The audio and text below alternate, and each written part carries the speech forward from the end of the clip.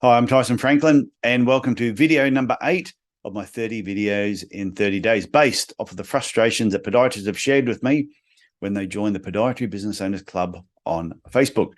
Today's frustration is my patients don't follow my instructions. It's quite a common one. And I must admit, did have that occasionally when I was in my own clinic. But there's many reasons why a patient won't follow your instructions. And one of the main reasons normally is there's inadequate communication. It could be poor communication. So if you think about how do you currently deliver your instructions to your patients? Do you do it just verbally? Do you do it visually? Do you explain something to them and then show them exactly what you want them to do? And then it's also important, how do you reinforce those instructions? Are you giving a handout that they take home with them with instructions on there?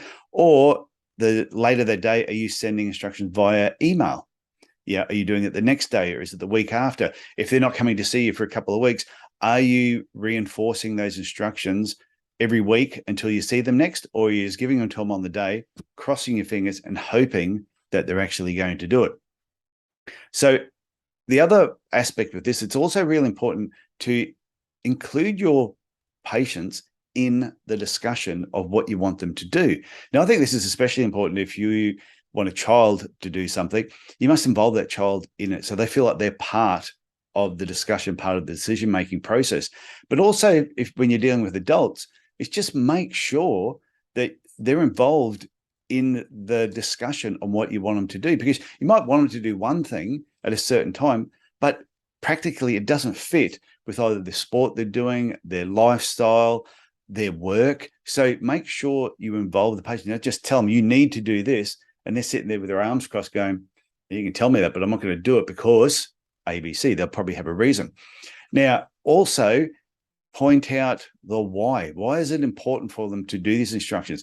Instead of just saying you need to do these instructions, because hey, you need to do these instructions because, and explain it in a bit more detail. And also the outcome when if they do follow the instructions, the positive outcome, and if they don't do the instructions, what the negative outcome could be, and make sure they really understand that. And I think there's two other things. One is keep your instructions really simple. Don't give them 5 stretches that first visit, because they're probably not going to remember it. You might give them 1 or 2 to start with.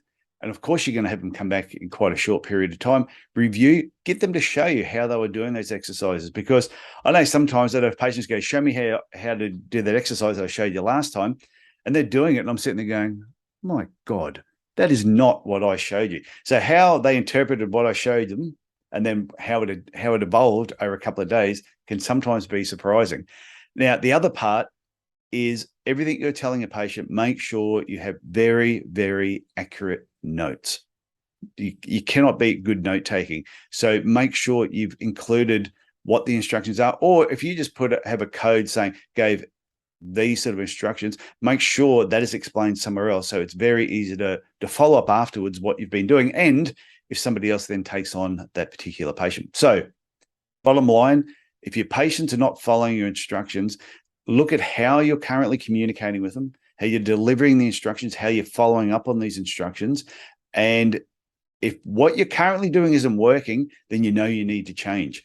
And I love to get some of your feedback on this.